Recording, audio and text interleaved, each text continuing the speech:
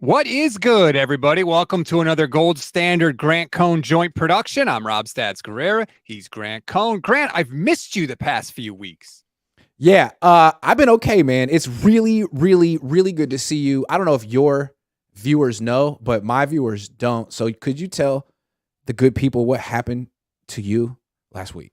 Yes, so a week ago, I spent the majority of the day curled up in the fetal position on my couch because my appendix was in the process of going Jimmy Garoppolo on me. And it was a miserable, miserable day that ended with emergency surgery at 2 a.m. on Wednesday morning.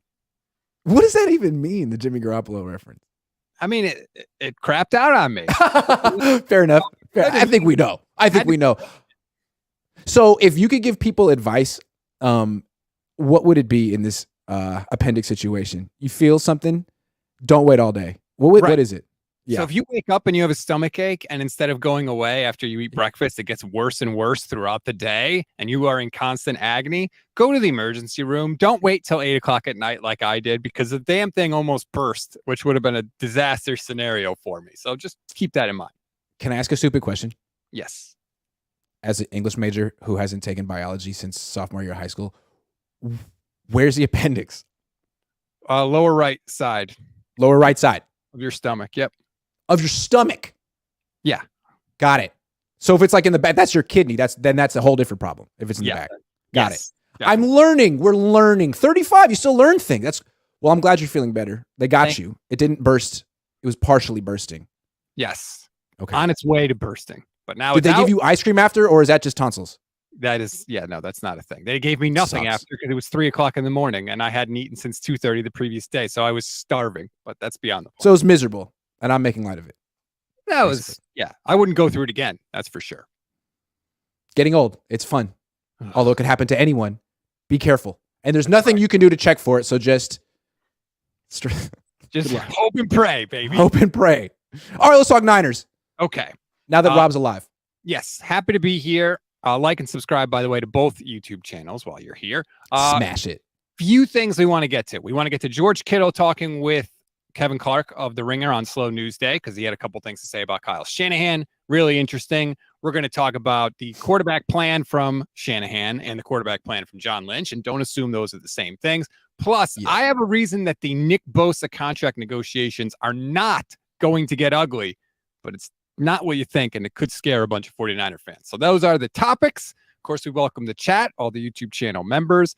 Let's get to it, Grant. George Kittle on Slow News Day. Didn't know this was happening. Thought he was done with all his tight end media.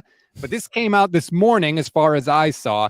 Listen to this cut from George. I want to get your first reaction because at first I was like, wait a minute. This doesn't sound good. But here, listen to it and you can decide for yourself. Kyle has this thing where like if he wants to set up like a play action or a bootleg type of pass, he'll just call a run play that he knows is not going to work. I can't remember what game this was. I want to say it might have been like the Vikings one year, Seattle this year. But like we're running a run play multiple times and it's averaging like 2 yards a carry, 2 yards a carry, 2 yards a carry. And then we threw a play action behind it and Debo goes for 75 yards against Seattle. And the whole thing is set up because it's the exact same motion. It's the exact same alignment. It looks the exact same. And all of a sudden, Debo's running the shallow. I'm faking like on the defensive end. Linebacker thinks it's power. He steps up 4 yards, and Debo's uncovered in the flat running for a touchdown. So it's just stuff like that that's really fun because, I mean, Kyle Shanahan, he's like, hey, if I can get my skill players the ball with field, like with space in front of them, we're all running for days. And that's what's really fun because we have such a great yak team. And that's one thing that we always talk about. So he can scheme us up open, and it's really fun to be a part of that offense. Your thoughts? Initial thought is, I mean, it's a fair thing to do. Like all good coaches set up plays. Like that's legit. That's what he's trying to say. And part of me is like, okay, so you will throw away 3, 4, 5 runs on bad runs just to set up a play. Like, okay. And they mentioned the Seattle game. They were losing at halftime of that playoff game. Is that what you were doing? You were just messing around. Like, someone could get hurt. There could be a turnover. The game could get away from you. What I think is really interesting, though, beyond that is, Kyle sets up plays, right? He wants to take that shot later after he set it up. Why'd he call play action on the first drive against Philly? Why'd you call it then? You could have called that in the third quarter. You could have set it up, but you didn't. You called it early They didn't react to the play action. Your quarterback got hurt. You blamed it on everyone but you. When apparently what you do so well is set up plays, but you couldn't wait, could you, Kyle?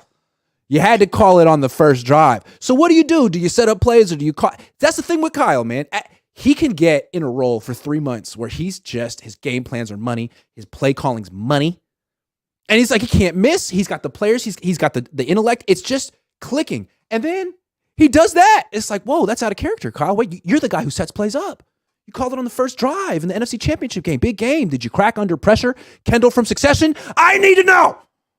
Oh, my goodness. Because you went out of character. It's like, okay, be the guy who sets up plays and call that in the third quarter like you did against the Seahawks in the first round. But no.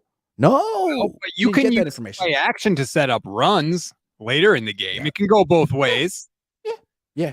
No, the idea is you're setting up the big play, right? You're setting up the big play. You're sacrificing. Oh, I'll take a 2-yard gain. I'll take a 2-yard gain because this way I know how the defense is going to react, and I can guarantee we're going to get this 75-yard gain in the third quarter.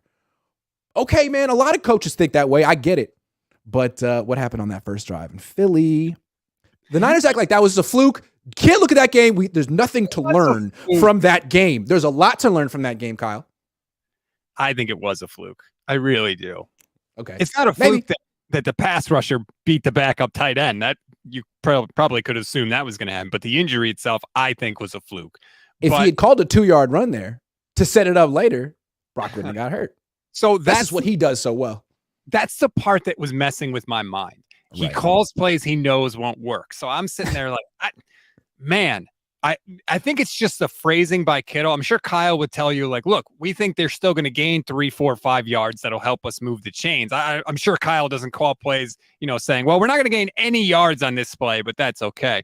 But that was just the part that was messing with my mind. So I started thinking about it, and then I went and listened to the rest of the interview. And credit to Kevin Clark, because the next question out of Clark's mouth is, does Kyle Shanahan waste plays? And George said no, and he told a story as to why. It was when he was offensive coordinator for the Falcons. I think they're playing the Vikings. And the year that they're playing the Vikings. Lost him. I can't hear him. And then the 35th. You couldn't hear that? All right, here, let's try it again. Start it over. All right. It was when he was offensive coordinator for the Falcons. I think they're playing the Vikings. And the year that they're playing the Vikings, and he showed me, I've seen this clip like 50 times over the course of my career, and they ran the same outside zone play. They ran it 3 or 4 times in the first 30 plays. And then the 35th play, they ran it, right before the 30 play, they ran a pass play action off of it. And the linebackers, they covered it, right? Mm-hmm. And so they come back to the play again, but it's a run play, and the linebacker thinks it's a pass, and so he's late to the run. And it ends up being an 80-yard run. And after that, he showed us the game. And then everybody was discombobulated with it because it changes up the whole structure of the defense, because now they're like, oh, we have to overplay that. And now that's when all the passes get actually open. And so he calls it unlocking the defense, which I'm a huge fan of, because like you can see that when the defense does, they're like, they have to change up and they can't just continue with their game plan. And then once you do that, and then now they're guessing about what we're doing, that's when Kyle just kind of, eats people's lunch, because that's what he's really good at, is those game plans. Mm-hmm.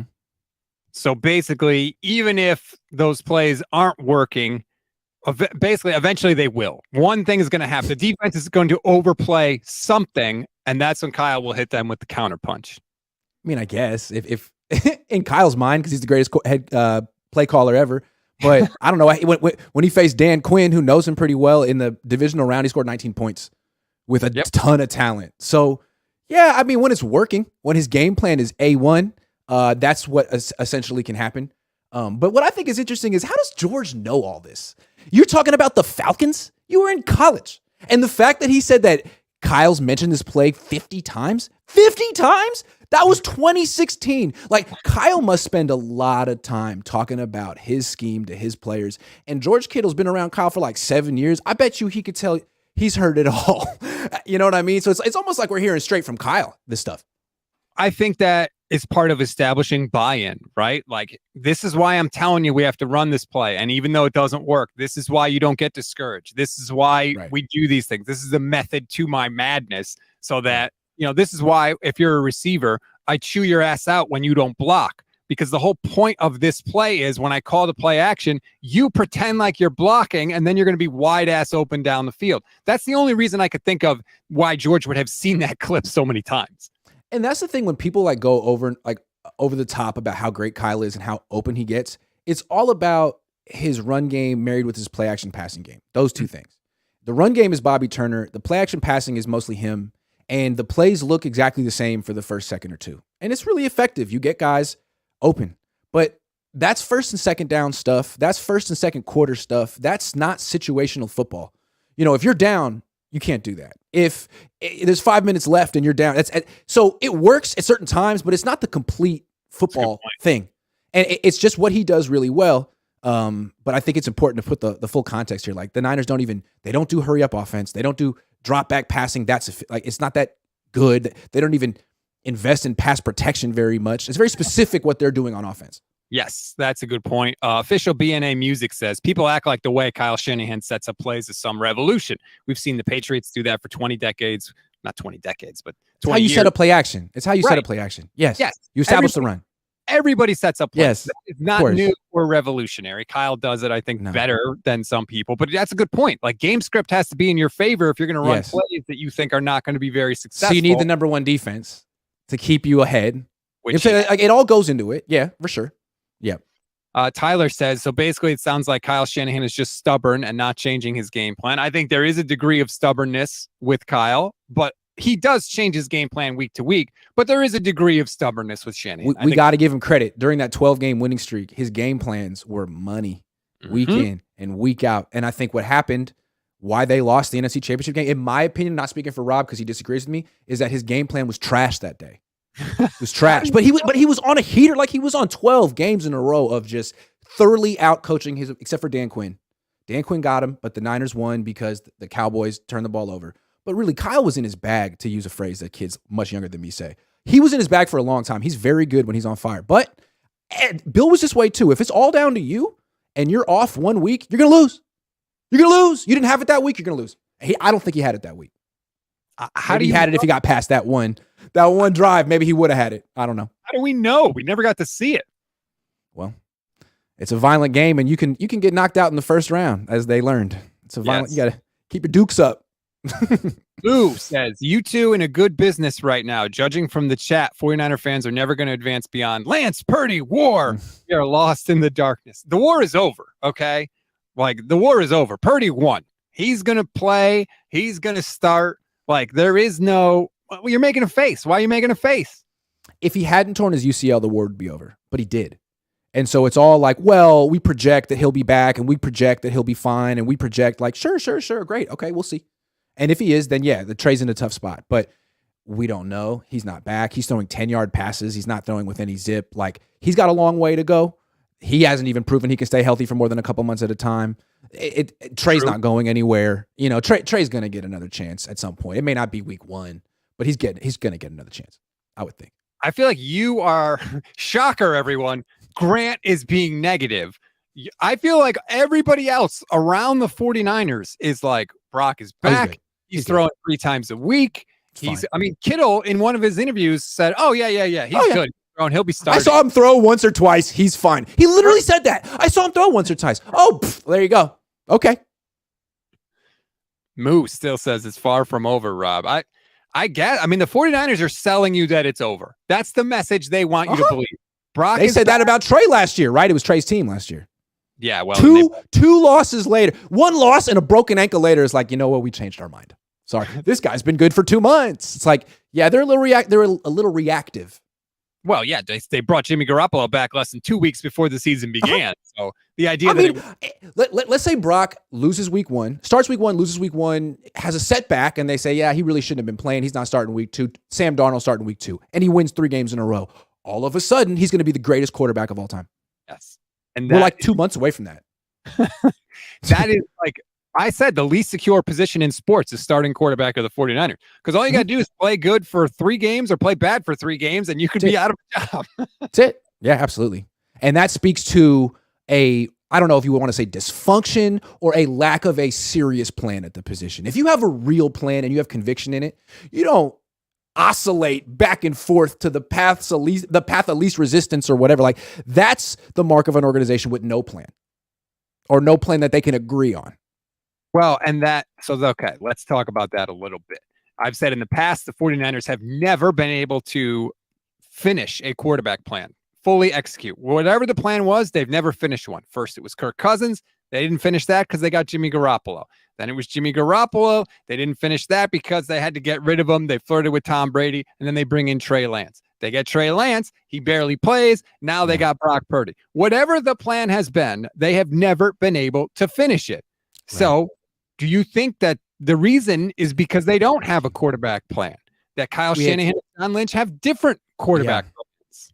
To have a plan, to finish a plan, right, you have to have everyone all in with it. And if you have some not great results at first, everyone says, this is our plan, we're committed to it. But if you don't, if you have one guy saying, this is my plan, I'm overruling you, yet the other guy and his minions being, or his side being like, see, I told you, see, I told you, see, I told you, see, I told you, let's go with my plan. Let's go with my plan. And maybe that explains why the Niners keep throwing away draft picks without really finding out what they've got. It's not like Trey started 20 games and failed. They're throwing away the investment. Throwing it away. Because Brock was good for a minute and then got hurt. Like, it's real. So let's go back. Let's just go all the way. Kyle hired John. A little irregular, right? 100%. But John's the GM. John has control of the 53-man roster. He said that. Yeah. He also said that he defers to Kyle on quarterbacks, or essentially whenever Kyle wants to step in. So it's John's job, except for when Kyle steps in and says, no, I'm overruling you. That's a weird setup right there. Okay. And we've seen examples of, I think, Kyle stepping in and telling John, I need this player. Joe Williams, Trey Sermon, CJ Beathard, Trey Lance, 4 trade ups, 2 quarterbacks, 2 running backs. And I think in each case, it was Kyle saying, I need this guy. And John saying, okay, well, this is the arrangement. I got to get him his guy. But at the same time, I'm against it. I don't want it. I want to be able to do my job. And I'm going to sort of find another plan on my own and work against you. That's what I don't know for sure. But it just seems like if I'm not all in and I'm skeptical, then I'm going to sort of present alternatives along the way. Like, hey, Trey Sermon didn't work out. Fine. We got Jordan Mason, though. Can we get rid of Trey? Or maybe it could be, hey, you want to do this? Okay. But in case that doesn't work out, I'm going to do this. We're going to get so this don't think about it as us throwing away the Trey Sermon investment after 50 career carries. We got Jordan Mason. Who cares? Just pretend we traded up for Jordan Mason. Okay, CJ Beathard didn't work out. Just pretend we traded up for Nick Mullins. Joe Williams didn't work out. Just pretend we traded up for Matt Breida. Okay, but you can't play that game with Trey Lance. You can't just pretend you traded 3 first-round picks for Brock Purdy. So what do? They hold on to Trey. They don't know what to do. But so there's a weird dynamic. Kyle gets to overrule John anytime. They go with Kyle's plan to start. Let's not look at Patrick Mahomes. Okay, let's just wait for Kirk Cousins. That's the plan. And let's trade it for CJ Beathard. That's the plan. They go with it. But they start 0-8. And, they're looking bad. Like, Chip Kelly got fired after a year. Tom Sula got fired after a year. Don't test these Yorks. So Lynch steps in and trades for Jimmy. And it's documented Kyle was sort of against it and had to be talked in. So then they go with John's plan. They pivot to John's plan. Jimmy, try it for 3 years. I don't know who said no to Jimmy. Remember, Jimmy couldn't get in the game. He only got in because Beathard got hurt. Correct. Kyle didn't seem so eager about it, but he gets in, goes to Super Bowl, loses. Tom Brady calls him. Who says no to Tom? Was it John? Was it the guy who really loved Jimmy and thought Jimmy was the next Tom? Anyway, after 2020, Kyle's fed up. He trades for Trey. Now it's his plan again. I'm going up for Trey. Who's got his back? It seems like John's been overruled. He wants Jimmy to stick around. All of a sudden, you got 2 different plans at quarterback, and no one's really has Trey's back. Why? Because he's the next Trey Sermon. He's the next CJ Beathard. He's the next guy that Kyle picked to be here. And it's like, well, now, okay, he gets hurt and Purdy plays well. Lynch can go to him and say, look, man, that's everything you wanted Trey to be, right? A little mobile, young, cheap. Look, cheaper. I mean, what's the problem? And so now John's all in with Brock, and Kyle's like, this is happening again. I'm being tied to a quarterback who can't throw more than. It's happening again. Okay. Let's bring in Sam Darnold. So it's like constantly. That's the way I look at it. It's like, okay, my plan's better. No, my plan's better. No. None of your plans are any good. And if you don't stick to a plan, they're all gonna fail. Stick to one plan. Agree on something. But maybe I'm wrong here. Maybe I'm projecting. It's interesting that I hadn't thought of the Darnold acquisition in that way. Like, all right, Brock. Don't tie me to Brock. I understand that Trey may not work out, but I got Darnold now. We need another quarterback anyway. So I'll get Darnold that I've always stronger loved. arm, better thrower, taller, can step up in the pocket. Like, yeah, whatever. He sucks. Yeah. Matthew McHose says, having watched videos with Rob and he never says anything positive, balanced analysis is requested, not endless complaints and trashing of decisions. First of all, go back to last season. Okay. I said nothing but positive stuff about this team for 12 straight games. They won every week. You don't have to apologize for your analysis. Matthew, thank you for your super chat. But if you want positive analysis, there are 800 YouTube channels, 40 local writers. I mean, come on, you can find that easily, man. So don't try to just go around the internet and change everyone to say the same stuff. You know you're here for a reason. Just enjoy it. Matthew. If you want champagne and strawberries all the time, you can find it. In the wrong spot. But I have plenty of good stuff about the 49ers when they were kicking everybody's ass last year. All right. In fact, I got a tweet today from someone saying, I want to see an all positive show from you. Okay, when they win the Super Bowl, I'll do that. No doubt. I got you. Why? Like when they win the Super Bowl, for sure. I got you. I don't understand that. And I want to get to this comment from Horrible watching on my Twitch page at Stats on Fire. Rob, who in the NFL do you think has finished a quarterback plan when they weren't like a top 10 quarterback? I feel like that's just indicative of subpar talent at quarterback since Cap. Here's the thing. The 49ers drafted a quarterback in the top 10. They took Trey Lance at 3. So horrible. Tell me one team that spent 3 years worth of first round picks on a player and then threw away the investment after 4 starts and 2 injuries. He hasn't failed. He was 21. He was 22. His numbers were perfectly reasonable for any 21, 22-year-old. You're just going to pivot to someone else because you like Brock. Brock's that good, even though he got hurt too, that it'd be one thing if Trey failed. You'd be like, look, man, they gave him a shot. They got it wrong. He's a bust. It happens. You're lighting 3 first-round picks on fire and saying, we don't need them. We're so much better than the rest of the league. Like, yeah, you do. You need them, man. And you can't just throw away the picks without giving them a chance to show what they can do and increase their value. He's got no value right now because of what the Niners did, not because of what he did. It's a weird, I cannot think of another situation in literally NFL history where the guy never plays. It's different if he plays and fails. To never open the package is always the weirdest thing, and I'll never understand it. Yet here we are, barring injury, barring another deviation from the plan. Lance is going to be on the bench. I mean, what I think is interesting though is like we're all outraged because we're all invested. We've all invested so much time and thought into Trey Lance, and they invested so much capital. It's like you can't do this. Organizations can't do this in the NFL. You can't light these picks on fire. But they did the same thing with Trey Sermon. There was no outrage because it was like 3rd round picks, but they did the same thing with Trey Sermon. They traded up for him. He had 41 carries. He averaged 4.1 yards per carry. That's not great, but it's not awful. And they got rid of him. Like, you just threw those picks away. You brag so much about your comp picks, and you throw them away. You literally light him on fire. Like Trey Sermon, I didn't think he was that good, but you don't even know. He could end up being something, and you just don't even know. So this is something they do all the time. Didn't he also get cut from the Eagles? So maybe they were just right on Trey Sermon. Maybe, but still, like you freaking lighting these comp picks on fire. They're fast, man. They didn't light them on fire. Fast. Terradome says, "So what? We still have the best roster in football. What are we missing?" A Super Bowl victory. Oh my God. If they hadn't traded up for Trey Lance, they could have had Micah Parsons and like 2 other 1st round picks.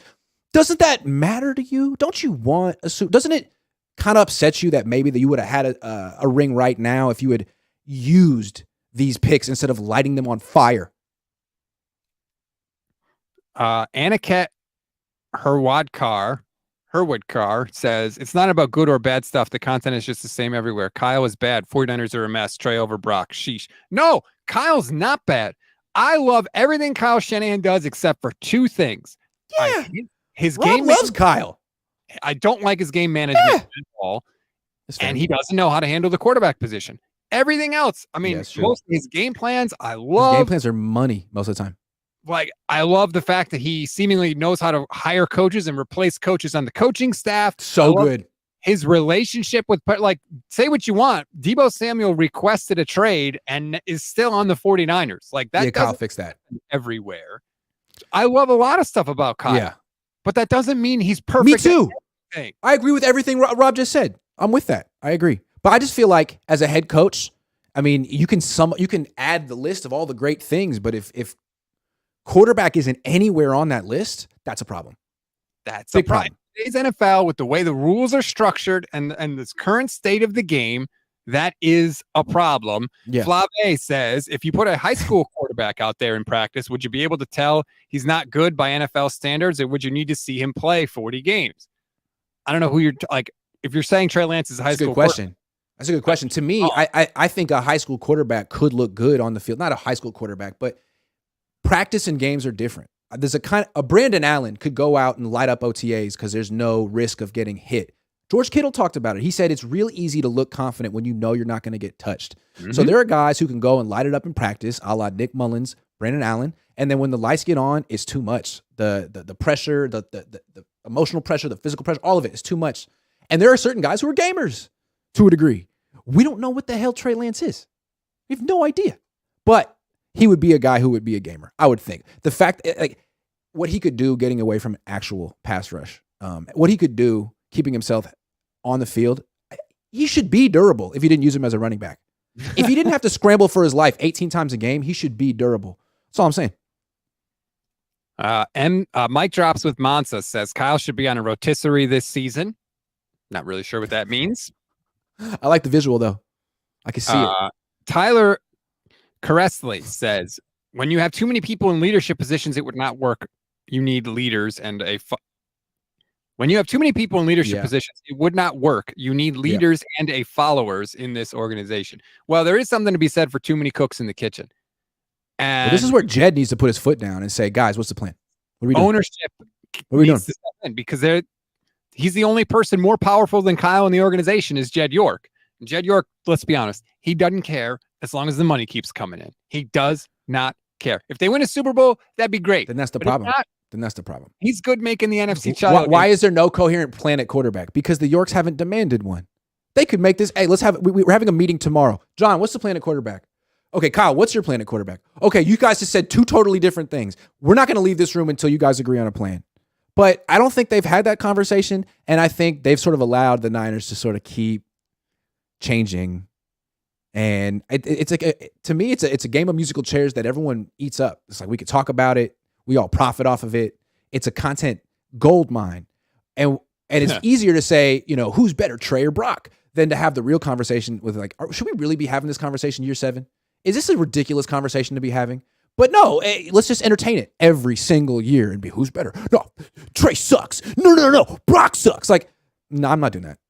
Well, George has talked about it. Every year I have quarterback questions in the offseason. 5 straight years. They are not our fault. Also. It's not our fault. Right. We didn't I know. ask for this. Exactly. This is what Kyle wants. Yeah. I don't make the content, but I do talk about it. Mike Drop says a hot seat that's already heating up. Kyle Shanahan is nowhere close to the hot seat.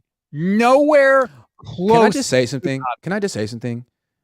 The hot seat doesn't mean you're getting fired. I think it would be good for Kyle to be on the hot seat for a year. I think it would bring the best out of him.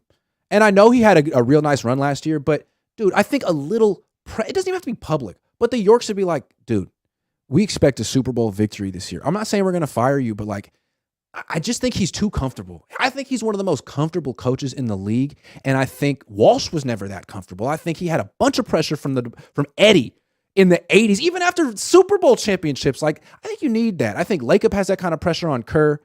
I think you need that kind of tension in a championship organization. I don't know that there is it here. And that's not Kyle's fault. It's Jed's fault or his parents.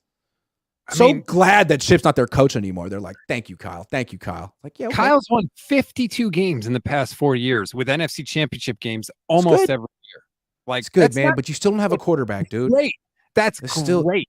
That's great, man. But what's going to happen is this team is going to miss their window if they don't get a quarterback. And then you're going to have to build another team.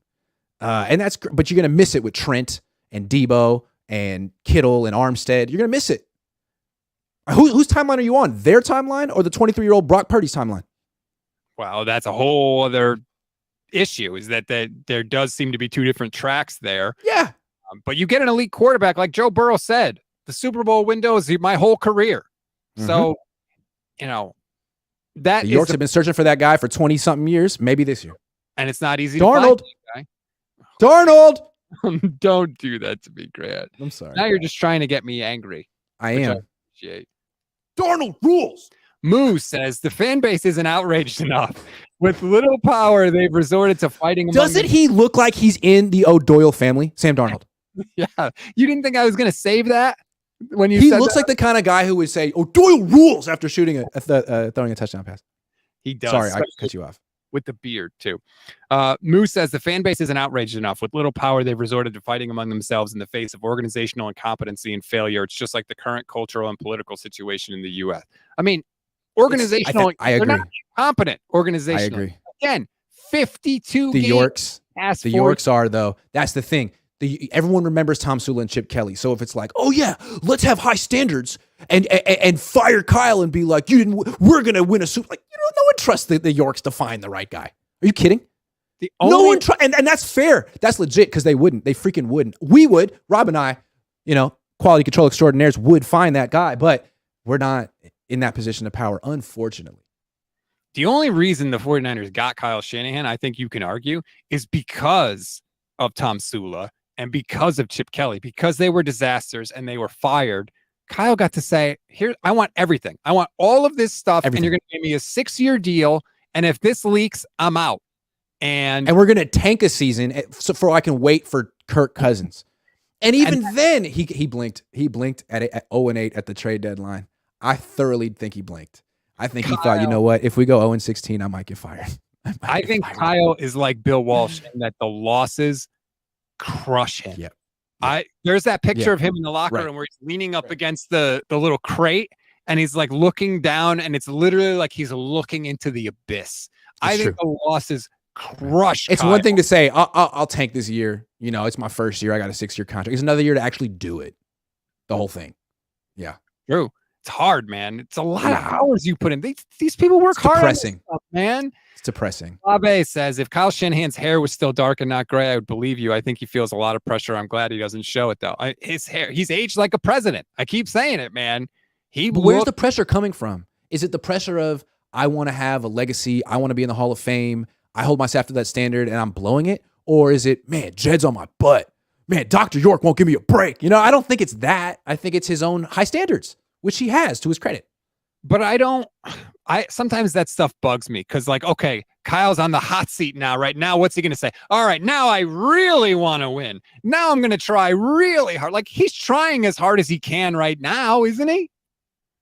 He's messing around. He's doing a quarterback competition. To me, what that says is none of your quarterbacks are going to be fully prepared for week one. None of them. Like, every other team is going to have a quarterback who's had all the reps in the offseason. Not you. You won't have one quarterback who's had all the first-string reps. So, again, like, if you had a little urgency, you wouldn't do that. You'd pick a guy and I'm putting my best foot forward. I'm picking a guy, making a decision. Kyle's not doing that because there's no one telling him he has to because Jed feels like you. Man, this guy's, I love this guy. I freaking love this guy. Let's give him an extension.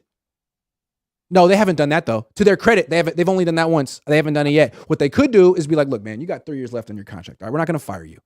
But that's your window, man. Win a Super Bowl. If you don't, we'll reassess and we might just not give you another contract. I don't know. We'll see.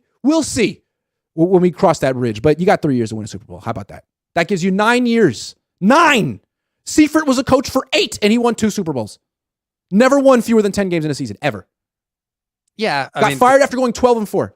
slightly different situations there. First of all, he inherited Bill Walsh's team and he inherited a Hall of Fame quarterback. That's how much mileage is Kyle going to get out of 2017 to 2018, man? That's like 7 years ago. How much mileage is he going to get? He's got his team. He built it. It's great.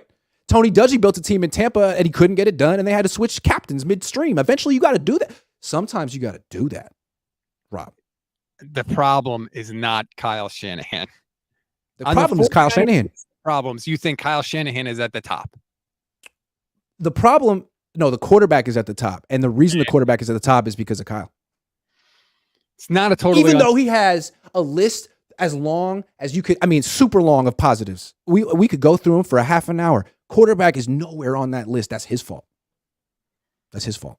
At the same time, if you're Kyle Shanahan, you can still say, when my quarterback starts every game, I go to the Super Bowl. The last 2 times it's happened, I've gone to the Super Bowl. Uh-huh. And if I was a jerk and a Kyle Shanahan detractor, I could say, how often does that happen, Kyle? How many times in your 15-year career as a play caller in the NFL have you kept a quarterback healthy for the whole season? How many times? 4? 4 to 15? How many starting quarterbacks have you had in your career? 18, 19? All right, man. Well, eventually you'll show that you can do it like for more than once. It's not a one-off. But why does, like, when other quarterbacks get hurt, we don't blame their coaches? Only Kyle gets blamed for injuries. Because it's a pattern. It's a pattern that's been going on for a long time. If it was just one-off, then you'd be like, okay, well, then it's maybe the common denominator is the player, right? But when it's Jimmy and Brock and Trey and Mullins and RG3 and it's like, prove me wrong, Kyle. Prove me wrong. Like, if it's just all been bad luck for 10 years, I'm ready for your run of good luck to happen right now. For it all to even out. Let's go right now. I think we all would sign for that. Jason and Steph, excuse me, just did a show yesterday, and they said if you could manifest one thing for the Niners this year beyond a Super Bowl title, what would it be? And they both said health. Just health. They've been in the top 10 most injured teams every year of the Kyle Shanahan regime. They've been top 5 every year except one. I think the first year they were 10. I think they've been higher than that every other year. Can I say something real quick, though? So let's bring it back to the beginning of the conversation. Talking about bragging about how they will run for 2 yards a pop, same play, knowing it's not going to work, set up something later. Man, football is painful. Running the ball is painful. You're running into 8-man boxes knowing it's not going to work. You're running into brick walls and you're wondering why your physical brand of football leads to injuries. Like that kind of I don't know. Like, I'm not in the huddle, but if I were in the huddle and we'd run that play 3 times and gotten 6 yards and he called it a 4th time, I'm thinking, damn, why is he calling this? It hurts. They're smacking us. It's no? I don't know. I played baseball growing up. I don't know. You tell me. But they also know that the 70-yard touchdown is coming. And that kind of goes back. Well, that's what Kyle has to tell him to keep him from being like, oh my God, this play again. This freaking play. Yeah, you're right. He has to say that. You need to have that buy-in. That's why you have to do it, because of all that stuff you just said. Because that's why Kyle shows that one play from 8 years ago 70 times a year. I feel you, man. I get it. Over and over and over again. And his players buy in to his credit. They do. Yes, they do. They do. Everybody, please like and subscribe to both YouTube channels, the Gold Standard YouTube channel, as well as Grant's. I know most people are here on Grant's channel because you're, a YouTube mogul. I think you've reached mogul status at this point. I just got here first. That's the only. I was here in 2020. Yeah, Gold Rush, baby. I was. What was it? Fort. I don't. Never mind. That's 4th grade. Okay. Who's the guy who found the gold? I found the gold. That's the guy. Was it there one?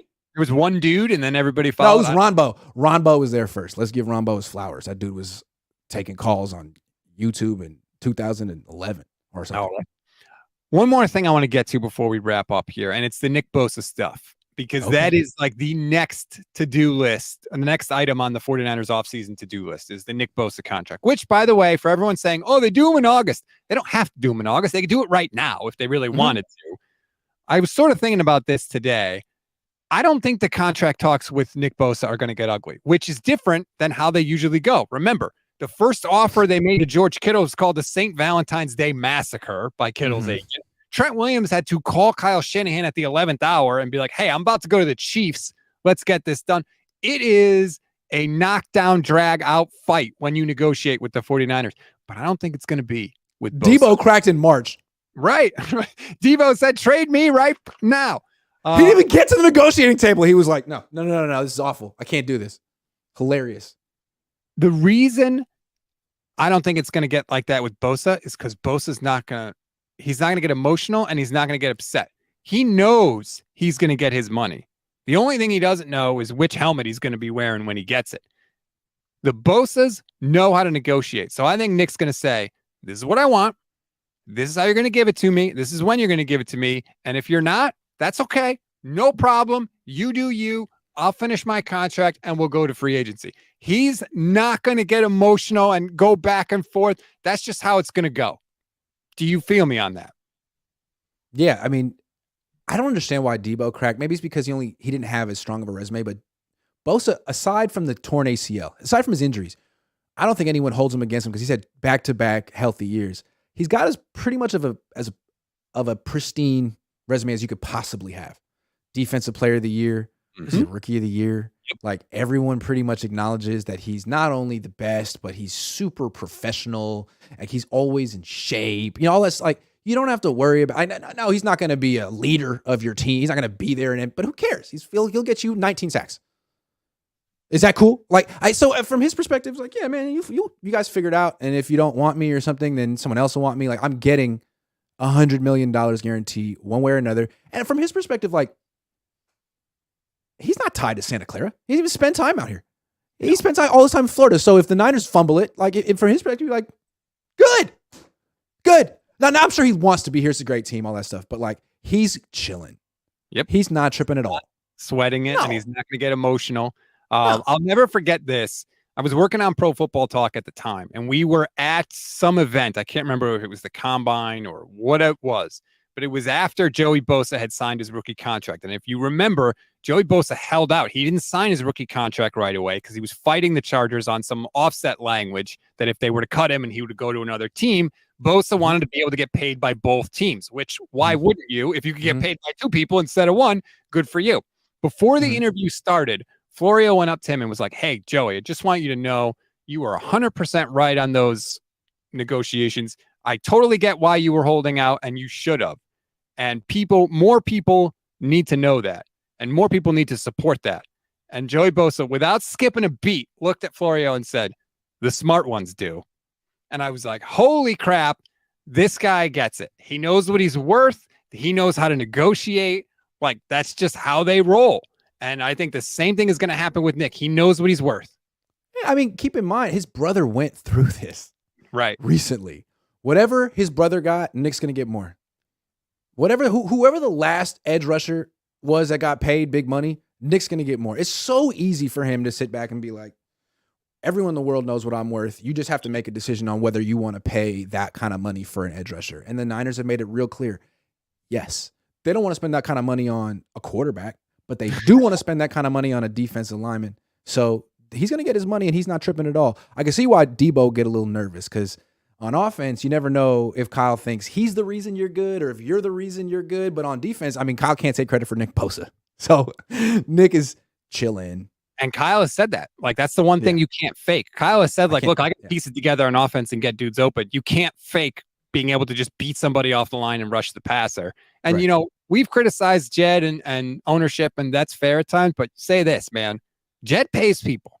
They paid Warner. They set the market. They paid Kittle. They set the market. They paid Trent Williams. They set the market. Who have they not paid? Except Can I just come back to something you just said, though? You just said defensive end is the one position you can't fake. That's how Kyle feels. But that just implies that he's faking it at quarterback. He's faking it. And he thinks he can fake it, but no, you can't. Andy Reid, I keep coming back to it. The first thing he said to Steve Young after the Super Bowl this year, hey, Andy, what'd you learn? Oh, yeah, I'm important. X's and O's are important, but you need one of you. You need one of you. And Steve Young's like, oh, shucks, thanks very much. Yeah, what? That's it. He's faking it. He's faking the funk, and I don't appreciate it. Well, that went from a nice thing about Jed York, and you found a way to twist it right back. See, I'm the negative one, not Rob. Let's get to some super chats. The coach says they also know the 70-yard touchdown is coming. Yeah, that's something I said. Rob, listen to yourself. Love the show. All right. They believe it. They believe it like a cult. They kind of are like a Kyle cult. They do believe it. They believe it like a cult. It's coming. It has come. Like the rapture is coming. I looked this up. because Niners Nation had an article about the 49ers leading the league in 30-plus yard plays last season, which they did. Yep. I looked up 33. George Kittle. George Kittle had 6 plays of 30 yards or more. 5 of those plays were touchdowns.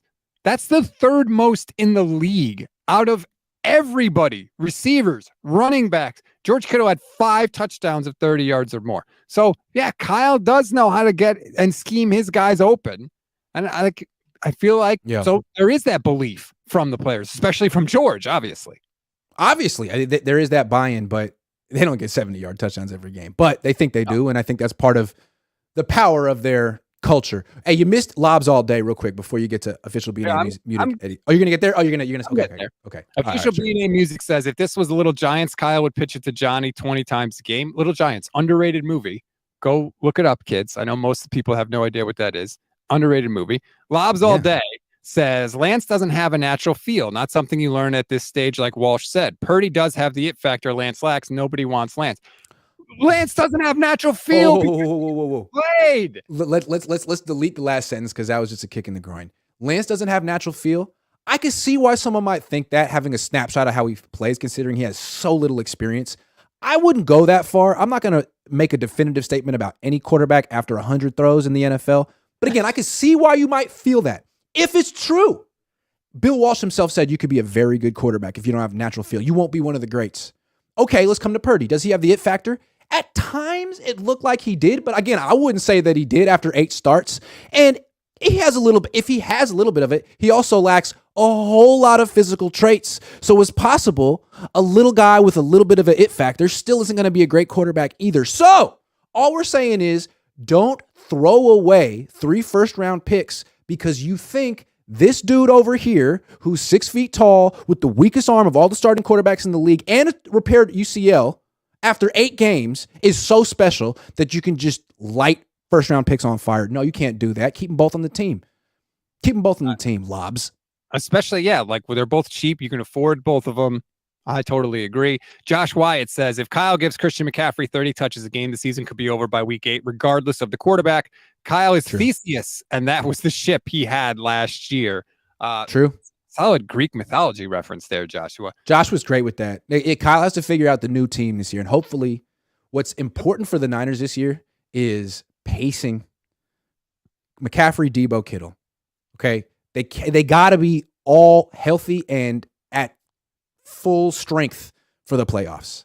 And Ayuk will be, or history suggests he will be, but you got it. I think that's why Latu and Willis are here. Take a little bit off of Kittle's plate. He's 30.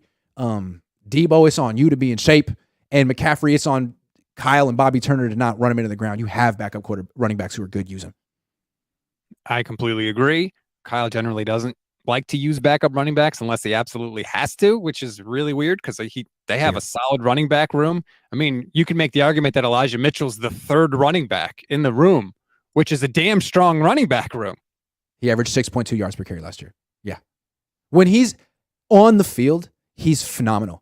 But he's just not on the field that much. But Jordan Mason is like, he averaged 6 yards a carry last year. He's really good too. And he looks even better this year. So yeah, there's no excuse. You bring in a new running back every single year. Ty Davis Price is still here.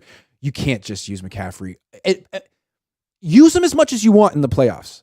But I thought he was wearing down last year in the playoffs. I thought he was not limping around, but I thought he'd given his all, and the Niners had kind of overused him. Let me ask you this question. If I told you can get a full season out of whoever the 49ers want at quarterback or a full season of Christian McCaffrey, and you can only choose one, which one would you choose? That's a great question. I love that question. I'm leaning quarterback just because of the position. Obviously, McCaffrey's 100 times better than whoever that quarterback is. But if you don't have a stable starting quarterback, I don't know. You could have everyone. I just don't think you can win a Super Bowl, though. I know there's been exceptions, right? Guys get hot. Freaking Nick Foles. Man, it feels like a really hard way to win a Super Bowl. Right. Like to win with your backup. Why would you build your team to be the exception? Build your team to be the rule. Running backs are great, but man, you got a bunch of good running backs. You need one quarterback to stay healthy. One. Can you do it? I don't know. I don't know. Honestly, I don't know the answer to the question. because I saw what this offense looked like with McCaffrey here, and he was the reason Special. that they went nuts last year. Special. Brock was good, but the reason they really went nuts was McCaffrey. And you could see it because even when Brock wasn't in, the offense got better after McCaffrey came on board. And what's it going to look like if Trey Lance ever gets to play with McCaffrey? Not just in the passing game, but the run game too. I mean, McCaffrey, when he broke into the league, was playing with Cam Newton. And the thing about McCaffrey to me, great running back, complete package. He's still small. And if you want to run all the runs inside and outside, like he's just not the ideal size for that. So what's nice is if you have him in a dual threat backfield and the defenses can't all key in on McCaffrey, it's who has it? Him or Lance, him or Cam. I think that's a better way to use a smaller running back as a featured guy. So I think with those two on you could have McCaffrey averaging 6 yards a carry. I do want to see what it would be like. You could do shotgun with two running backs. You could have McCaffrey, Lance, and Debo in the backfield at the same time. I mean, holy hell. Kyle's whole offense is largely built so that the defenders go and just hesitate for that 1 second, and then he's got him. And you put those three dudes in the backfield, like, holy hell. Right. I think if Lance were the starter and could stay healthy, the Niners could lead the league in rushing, and he wouldn't even have to run that much. Yeah. Just the threat of him running would make everyone else more dynamic. But again, just leading the league in rushing doesn't necessarily mean you're going to win the Super Bowl. So eventually the Niners have to like cultivate and develop and protect a quarterback. Like the guy is important and not just a piece of a team. He's above the team. He's above the team. He's more important than you, Kyle, and you, George. But they haven't found that guy that they can put on a pedestal. I feel like if they get it somehow, then I think maybe they'll see the light. But I don't know that, like, they almost have to luck into it, which is, again, not a situation you want to be in. Lobs All Day is back. Two things you can't coach: feel and making magic happen when a play breaks down. So in theory, Walsh would think Purdy's ceiling is way higher. You have no idea if that's accurate. You don't know. But that's true, though. Those are two things you can't coach. There are other things you can't coach, too. You can't coach Trey Lance's size. Okay, Brock Purdy's small. There are a lot of instances of him not stepping up in the pocket when he should because he's small. And that led to him getting seriously injured. So the arm strength, the ability to throw the ball 50 yards down the line against cover 1, cover 3, and hit those deep fades down, that's something that you can't really coach if you don't have it. So yeah, man, Brock has some good stuff that you can't coach. Trey has some good stuff that you can't coach. It's not a guarantee that either one's going to be elite. I mean, it's possible that neither one will. And I appreciate you for being such an advocate of Brock, and I give you credit for doing this since the day he was drafted. I got to give you credit for that for sure. Gameplan.exe says everyone has to luck into a franchise quarterback. No, they don't. You think the Bills drafted Josh Allen because they expected him to suck? The Chiefs didn't trade up for Patrick Mahomes so that he would be a middling starter. They do these things because they think these guys are going to be great. It's not an accident. Also, if everyone lucks into a franchise quarterback, then the Niners would have lucked into one the last 22 years since they got rid of Jeff Garcia. They would have by now. They haven't. Or something is wrong with their process. When every other team in the league has stumbled, I mean, the Lions, the Browns, like every other team has stumbled into a freaking franchise quarterback at some point in the last 20 years, but the Niners. What's going wrong here? Why aren't we talking about it? Tyler says, what do you think would improve our drop back passing game? An offensive line. Yeah. Yep. A right tackle. Right there. Right there. The whole right side of the offensive line is built to run. They're all on the field for what they can do in the outside zone run game, straight up.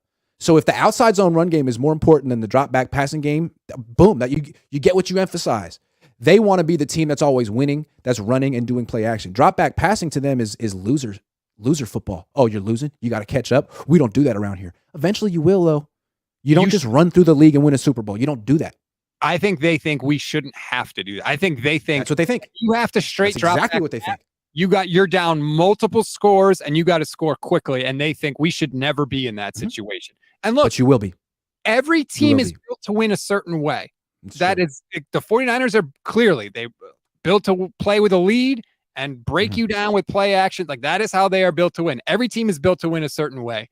But when they get in that situation, they look really bad because that's not how Philly's built the same way, but they have the best offensive line in the league. There's still no reason that the Niners skimp. I mean, they pay so much for running backs. They pay so much for wide receivers. They pay so much for linebackers, but you can't spend on a right tackle? Come on. Come on. They spent on a left tackle, and they've been willing to spend at center in the past. Weston Richburg signed a huge contract. There are certain spots they're willing to pay, but there are certain spots they don't keep pay it going.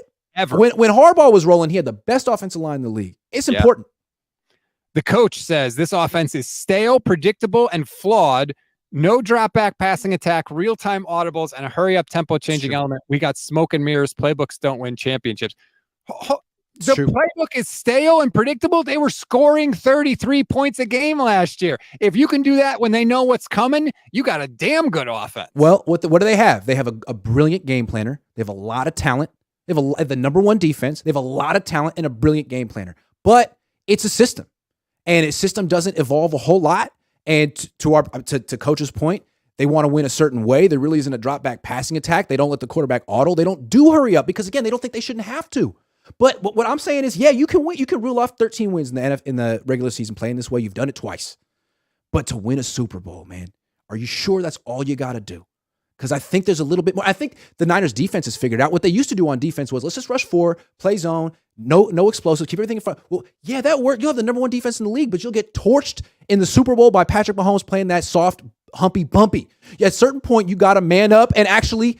You gotta actually play football at a certain point and do more against the best humpy bumpy. You gotta do better against the best teams in the league. And the Niners, look, they scored 19 points against Dallas with all that talent and Kyle Shanahan. How?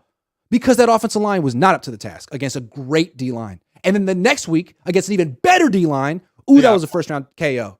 So they got owned. That line got demolished. Yeah, so that's on Kyle. Agree with the offense being stale and not evolving. I think the offense is evolving. I think they are doing different things than they were doing in 2017. They don't just do outside zone runs.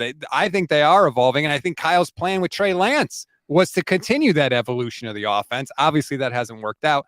But again, they scored 33 points a game last year down the stretch. They went into the playoffs on a 10-game winning streak. They went back to the NFC Championship game. I do think there's a little element of the sky is falling simply because they lost their quarterback in the NFC. You're right. But hold on. To Coach's point, before they got McCaffrey, okay? Before they got McCaffrey, they were averaging 19 points a game. 19 points a game with all that talent and Kyle Shanahan, the genius. So, yes, his game plan's improved and he got a better feel for what he was doing, but really the thing that changed everything was another great player. This team has hella great players. They have probably the best weapons of any team in the league. Who has 5 better eligibles you can put in the pattern than McCaffrey, Kittle, Juszczyk, Ayuk, and Debo? Who has better than that? They are the first team ever to start, first team All-Pro at receiver, tight end, and running back. First team in the NFL. That's a lot of firepower.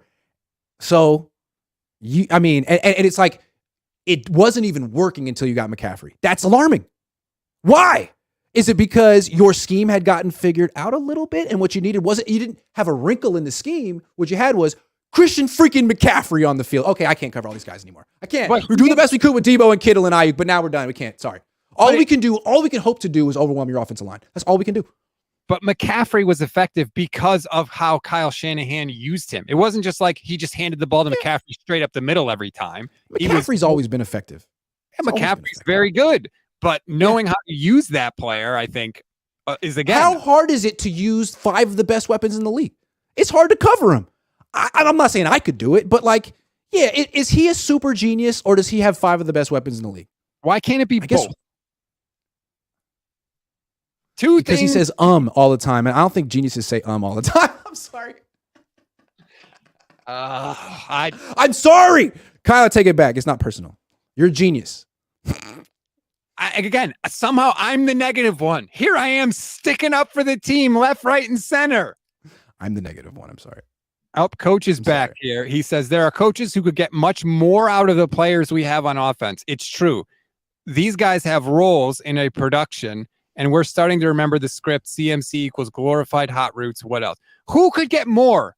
Who's going to get more out of the 49ers offense? Again, scoring 33 points a game down the stretch. Who's getting more out of it? To Coach's point, Debo has a very specific role. Yeah, he's versatile, but the route tree he runs is like, what is his route tree? Shallow cross, maybe a slant, screens. Like Ayuk's route tree. They use him like he's freaking Wes Welker. He should be Torrey Holt. And maybe that's the quarterback's limitation, or maybe that's his Kyle system. But I think you could even do more with Christian McCaffrey. I think you could take a little bit off his plate as a running back and put a little bit more on his plate as a receiver. He runs, which routes does McCaffrey run? Maybe he could they do more. will. He was learning the offense on the fly last year. They were changing. Well, we'd love to see it. We'd love to see it. He's there in every practice. Kyle, you go have at it. I'd love to see it. I think that don't just use him like he's Elijah Mitchell. Don't just be like, okay, now we have Christian McCaffrey doing all the Elijah Mitchell plays. Like, no. Do more. But to your point, whole offseason. And the people that are saying that like Kyle Shanahan is the problem on offense, like I'm really, it's crazy to me that this is where we are. Ramelia says 49ers are loaded. Sean McVay would have won a Super Bowl already. Look, if you want to say Sean McVay is a better coach than Kyle Shanahan, I can't necessarily fight you. There's a lot of evidence there to say that is true. But again, okay, he went right away. He went right away. He inherited Aaron Donald and Todd Gurley, but I mean, Kyle inherited Eric Armstead and DeForest Buckner and Jimmy Ward. I mean, and Joe Staley. Like there wasn't just total crap, but Kyle needed some time. He needed some time to figure out what he wanted to do. You know, he wasted a year waiting for Kirk Cousins. We should make a movie called Waiting for Kirk. It would be great. I sing McVay's praises too. McVay's a great coach, but again, like you're going one or two people, maybe Andy Reid, maybe, but again, on the list of 49ers problems, I do not put Kyle Shanahan at the top. I don't. Again, he's complicated. He has a great coaching staff. Great coaching staff. He hires all the coaches. He hires all the coaches, and when he hits his zone midway through the season, his game plans are immaculate. Okay? And his players buy in all of it, man, but still quarterback. And there are some games where it's like, dude, not just the Philly game. I think that was a bad game plan. I don't think the Dallas game was a good game plan either. I mean, his players had to go up to him on the sideline and be like, Kyle, I don't know what you're trying to do today, but we're better than Dallas. Can we just line up and run at them? And he was like, all right, let's do it your way. And it worked. But 19 points? I know Dallas had a good defense, but come on, man. 19. I mean, you're not going to score 30 every game. Coach, you don't usually win scoring 19, though. I mean, you really have to have a great defensive performance that day. And they did. McVay did it with the same offense, but with his passing game and coaching and quarterback coaching. I mean, okay, they won a Super Bowl when they got What he did with Goff was legit. I mean, Goff was crap before that year. And what he did with Cousins was crap before he got there, before McVay started calling plays. Detroit. At least as good as he's looked with the Rams, right? So maybe it wasn't Sean McVay turning, chicken shit. Maybe what he did for I mean, Goff didn't need to learn how to throw. Goff needed confidence, and I think Goff could throw. Goff needed confidence, and I think McVay pumped him full of confidence for as long as he could, kind of like how Harbaugh did for Alex Smith, and Alex Smith left, and he continued his ascension with Andy Reid. I mean, he was a good quarterback. He wasn't great. He was good. He wasn't really that good. He was way better in Kansas City than he ever was with San Francisco. I mean, he was 19-5 with under Harbaugh. He wasn't terrible. QB wins. He played his role. Mike Holmgren could make this offense far more effective than Kyle, especially at the quarterback. Really? Do we remember Mike Holmgren without Brett Favre at quarterback? Because I do. He did go to he didn't win though. But here's the thing. Mike Holmgren, he's a little. How old is Mike Holmgren? He's 74. Okay. I mean, why not bring him in as a consultant? You don't know what you're doing at quarterback. Bring in someone else, man. A consultant. Someone who has a fresh set of eyes at the quarterback position. It doesn't have to be Holmgren. His name is Mike Shanahan. He already works. No, but he has the same problem. He has the same exact problem as Kyle, man. Ever since John Elway retired, dude was looking at Brian Greasy, Jake Plummer, Jay Cutler. No. Same thing. John Beck, Rex Grossman, Donovan No. I'm interested in Holmgren. I don't know that Holmgren wants to do it, though. Holmgren might be chilling. Lobs all day. We finally agree. Kyle's number one weakness is awful quarterback evaluator. I don't think he respects the value of the position enough. That's the real thing. So. And again, if you read that essay from Bill Walsh, he starts and ends with qualities he can't coach. To Lob's point, starts with instincts and intuition, ends with spontaneous genius for when things break down in a critical game with pressure on the line. Does a guy make a play or does he fold? Those are things you can't coach. And I don't think Kyle even thinks about the position that way. He's thinking like, just execute my offense. execute my offense. It's end of story. It's so easy. Everyone's wide open. Can you not execute? It's like, that's not how Bill Walsh thought about it. He had more respect for the position. What I think Kyle thinks is if your system is good enough, you don't have to have a spontaneous genius because there's always going to be somewhere to go with the ball. I disagree with that. There's always going to be a guy who slips. I'm not saying I agree. Yeah. I think that's what he thinks. Life is imperfect. There's 22 guys in the field. Things don't always go according to plan. 70 plays a game. Doing these shows is always educational. And I did not think where we were going to go today is the 49ers offense stinks and they need to hire a consultant. But that's where we are an hour and 4 minutes into the program. Okay. Is it that it stinks, or is it, or are certain people saying it's at an impasse? It's gone far, but it's gone as far as it can go. And this door at quarterback is a problem. And someone needs to fix it. And it doesn't look like Kyle or John are going to be the ones who ever do. Is that a fair summation of what people are saying? Not that Kyle sucks. I don't think anyone said Kyle sucks today. Kyle's really good at a lot of things. Is coming off the best it's ever looked. Last year. It's the best the offense has ever looked. Let me just, a little history. Okay. This team, Kyle, had a historic run with RG3 10 years ago. Reeled off 7 wins in a row. Stock was high. Came back the next year. Went 3-13. So let's just see. The last year doesn't always predict what happens the next year. The Niners have only question marks at quarterback. No more Jimmy Garoppolo to bail him out and get him in the playoffs. I'm curious to see what happens this year. We could get a lot of Sam Darnold. Oh, there's bastards. Well, then we'll be picking at the top of the draft just in time. They got that first-round draft pick back. So if that happens, we'll have a reason to check mock drafts, which we haven't. Maybe they're going to tank this year just for the high pick. Just kidding. Oh God! All right, we have to end. We're done. Thank you. Delirious. Like and subscribe to the Gold Standard YouTube channel and to Grant's YouTube channel. Check out our new website, goldstandardniners.com. That's NINERS.com. I got an article up there right now about how Elijah Mitchell may not be long for the 49ers world. So please go and check that out. What do you got going on the rest of the day, Grant? Got my contractor coming over, working on my kitchen. Ooh. Gonna go to Bed Bath & Beyond. Don't know if there's enough time. Don't know if I'm gonna have enough time to fit it all in. Sorry, I feel like that a lot these days. Will Ferrell in old school are not fun. I'm going to survive the day, hopefully, without losing another organ. Thanks for watching, everybody. Have a good one. Darnold rule.